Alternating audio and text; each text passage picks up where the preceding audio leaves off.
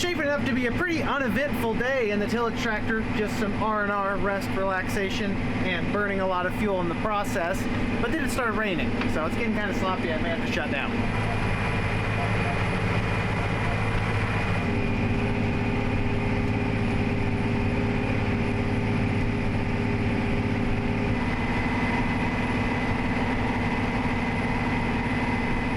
I'd guesstimate that every additional round I make when the ground is like this, throwing a lot of dirt slash mud, is another 10 to 15 minutes of power washing when we're done this fall.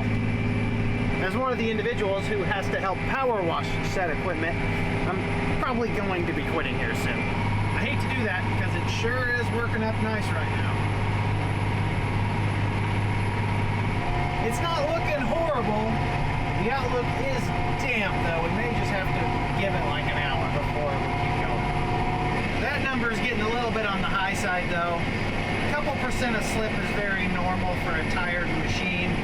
When you're pushing 10%, that top little layer of the soil is getting a little slippery. I said 3 rounds ago that I was only going to do 1 more round, but I just keep scratching that itch. The recreational tillage is hard to give up. Holy smokes, that looks good. I can't believe how good that's working up this morning. What am I gonna do with you all? Yeah, ground looks great. Tractor, not so much. I definitely should have stopped a couple rounds ago. I'm gonna work my way down and back and quit. There's no reason to get it any messier. It's not even really raining that hard or that much. It's just persistent. And the dampness and the moisture is making everything filthy. The corn stalks start to kind of stick to things. They don't feed that well through the machine.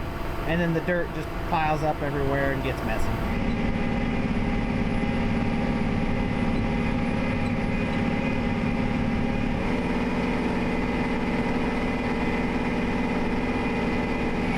Starting that up pretty quick.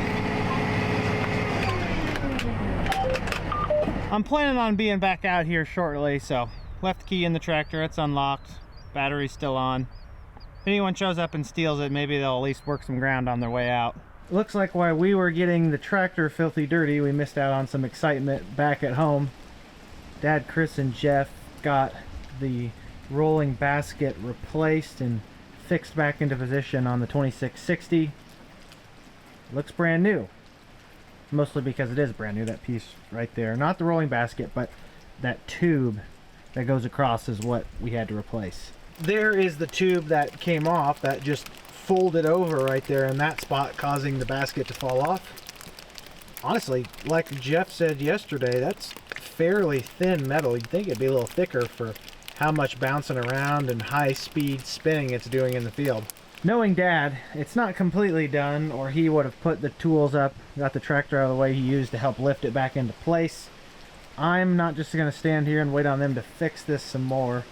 It has been a few hours, so I'm going to give working that field another shot. It's either that or do nothing for the rest of the day, and it's not the weekend, and I feel guilty if I do that. I gave it a few hours, I came back to the field, and on my way here, it literally started raining again. Everything is still very damp. The tractor looks horrible from my work earlier, and I think this is just a sign from the big man upstairs to just wait till tomorrow to work ground. Same situation as earlier. It's not rained a lot, very minimal amount of rainfall. It's just damp, messy, sticky. One day of no rain would do wonders on the cleanliness of this operation. Not too big of a deal. We could have all our ground worked in like 5 days between the vertical till and the disc ripper. Not that hard. You know, while I'm here, not pressed for time, I'm going to just give you guys a little demonstration of the difference between this disc ripper, heavy tillage, heavy primary tillage, and the vertical till, a lighter primary tillage device that can also be used for secondary tillage or finishing. Obviously, the disc ripper is a much heavier tool. You've got bigger disc blades running a wider spacing, so they're not as aggressive in the chopping, but they are disturbing a lot of soil. You got one set in the front. You've got a row of shanks on, I believe, 30-inch spacing, so this is a 9-shank ripper. Another set of discs on the back, and then of course just a spiked edge basket on the back to help kind of downsize clods, level it out a little bit, and give you a more refined product. Refined is a relative term because there's no way you could come out here and plant into this Well, I shouldn't say there's no way. I mean, if you wanted to bump around with the soybean planter, you could stale seed bed this in the spring. It's just not really that fine-tuned of a seed bed. You can see how much we've disturbed the soil. We've pulled up bigger chunks, we've flipped over a lot of soil, and we've incorporated a lot of residue. This is more of the traditional approach to heavy fall tillage. First was the mold bore plow, then your traditional chisel plow, and then the disc rippers. We've ran these disc rippers or something similar to this for at least 2 decades. They've been around for a long time. This one's a little bit better than what we ran when I was a kid. Still though, it's not the most pristine finish. Keep this in mind because we're going to go look at the vertical till to show you a comparable. Here we have a field that was worked with that Deere vertical till, 6 inches deep, 12-degree gang angle, 600 pounds on the basket, yada yada yada. You can see that the finish is much more refined. Other than a few root balls that get pulled up, you're just not going to get those chopped up. You actually probably could no-till into this in the spring if you wanted to, because it's fairly level.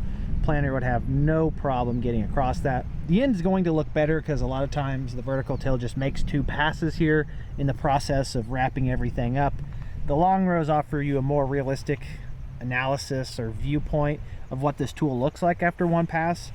A lot less soil moved, a lot less darkness exposed to the surface, the sunlight, which is an advantage to the disc ripper, and some of that material isn't incorporated as much. However, it is incorporated enough to be effective, which is what we're looking for. The vertical till is much more efficient, as I've discussed in the last few videos. It does less soil movement, probably chops the stalks up a little bit more because the disc gangs are closer together in spacing, and that gives you a nice powdered up finish. I've also been harping on the fact that if we had a chopping corn head, it would also look better because the stalks would start even smaller. Different tools for different management strategies. However, a lot of farmers are going to some kind of just light vertical tillage disc pass in the fall as opposed to running the heavy deep tillage. Not every farmer is sold on it, but it's hard to argue that it isn't cheaper and doesn't really have the same exact effect on yield as your heavy primary disc ripper tillage. I'd say it's about to start raining again. This was totally not in the forecast, so we may not be doing anything until tomorrow. It's the next day, about 4 o'clock in the afternoon. I got out here, 8 a.m., fired this up. I've worked 120 acres. I'm gonna go home, Jeff's gonna take over. It's amazing how little you get done with these disc rippers. It's just hard, dark ground, pulling really tough, takes a lot of power, moving a lot of soil, and you're lucky to get 200 acres done in a day if you put in long hours. So, making progress. Vertical till somewhere, it's probably worked 500 acres already today. One thing that would definitely help this ripper is if we actually replace some of these outside points. I've noticed the wings aren't really digging in enough. They're just worn out. We need to put new ones on.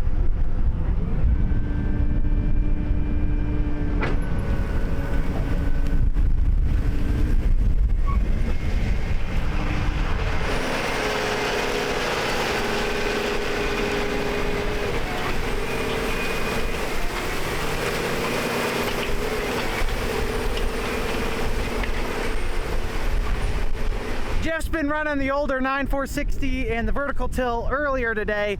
This newer 9620 is like a Cadillac compared to that thing. It's got the amenities, it's got the horsepower, it's just fun to operate.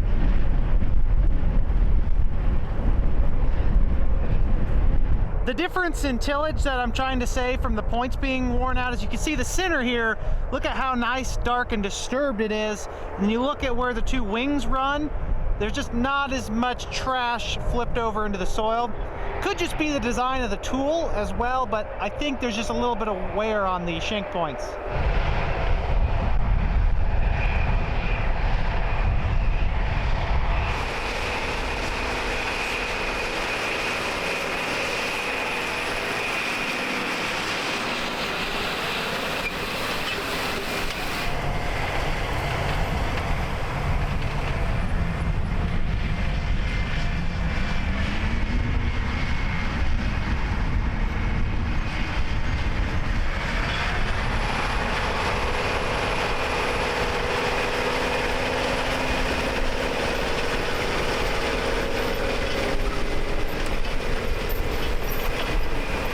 speaking of the devil, here's the vertical till running half-mile south of the main farm. Presumably that's Katie, but I don't know.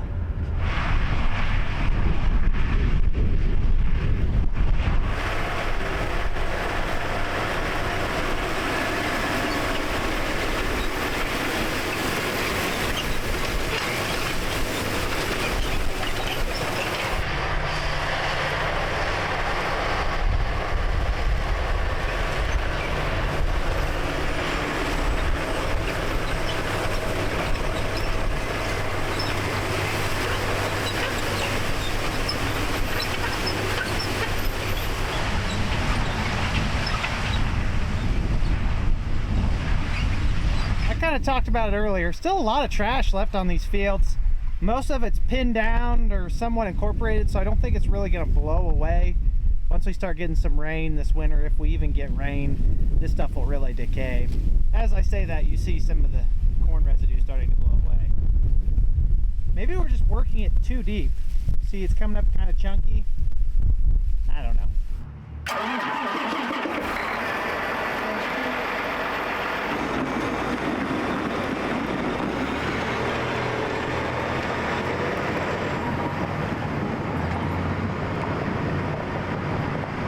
Katie ran pretty late last night into the evening. I'm not sure why, other than maybe she just enjoys working ground at night. Just running that same setup today. He's going about 20 miles to the west. We've got 200 acres over there at Windsor.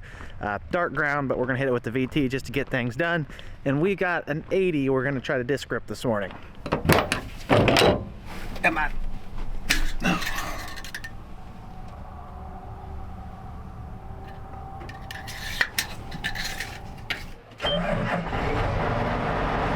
I know I've talked a lot about tillage these last few days. I'm curious, let me know in the comments below, what kind of tillage are you doing on your farm?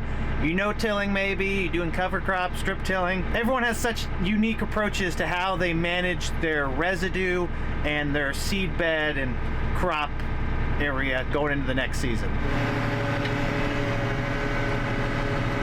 It is absolutely beautiful here today. A little chilly, but still nice. Oh, look at that. We got the gas station patron here today. How low is this?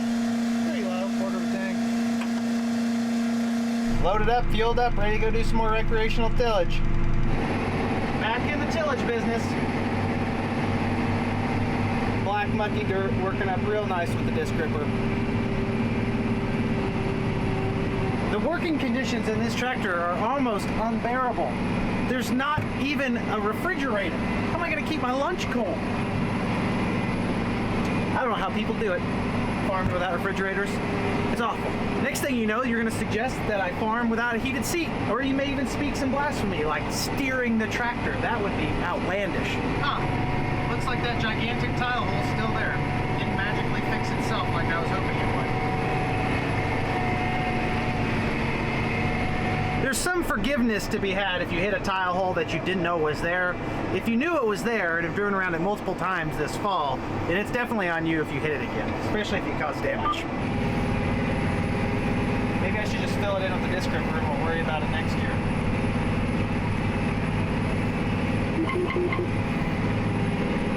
There's a sight I'm used to seeing. The neighbors to the north are running 2 combines in corn and 1 poor cart driver. I text Doug, one of the guys presumably running the combines, and told him they need to get that poor man some extra help. I know what it's like to try to keep up with 2 machines and long rows, high-yielding corn, I assume. These guys work cut out for them.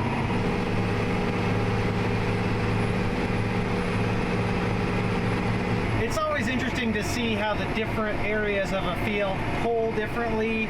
We were initially working some very dark, heavy soil. Arguably could use a little bit of tile drainage to get some of that moisture out of those swampy, silty clay loams. We're up on the higher end of the field now, and the tractor has gone from running 8.5 to 9 mile an hour to possibly running 11 plus. This higher soil, it just doesn't pull as hard, it's drier, it's just a lot quicker to work. Just from the tractor cab here, you can see the moisture out here versus the moisture on the hill. It's the lighter soil, it's gonna be drier. See, now we're working the top of that hill, look at it. Just pulling away with this disc ripper. It's 10, 11 mile an hour. There's a few spots where it can almost shift up a gear.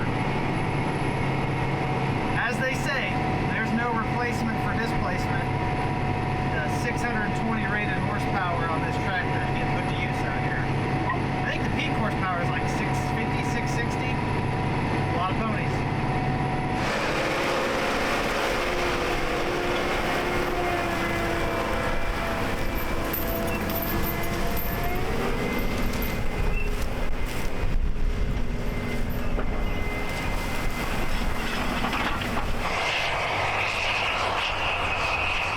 This dog always scares me every time. I was like, I'm pretty sure I hear the pitter patter of a pup out here.